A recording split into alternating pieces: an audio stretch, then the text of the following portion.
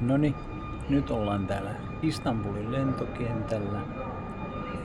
Kello on Balttiaralla 4:30. Lento Helsingistä lähti 12:30, eli semmonen 4 tunnin sessio. Tässä on nyt pari tuntia aikaa venailla täällä Istanbulissa.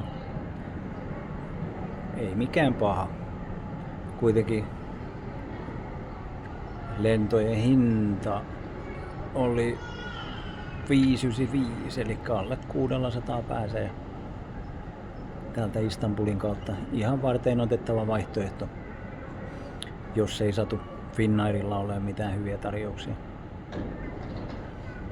Eli tää olisi nyt semmonen 90 päivän reissu.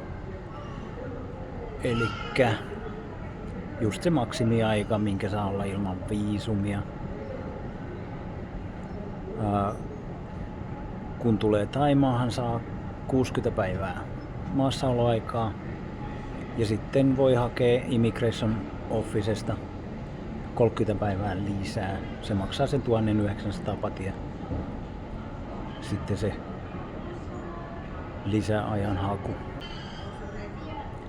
Mutta tähän asti ainakin tyytyväinen turkkilaiseen.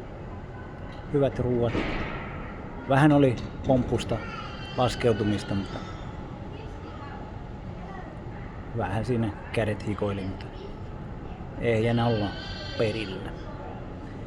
Kohta jatketaan. Niin, tää aikaerohan täällä on tunti eteenpäin. Ja kuulemma aika iso tää lentokenttä.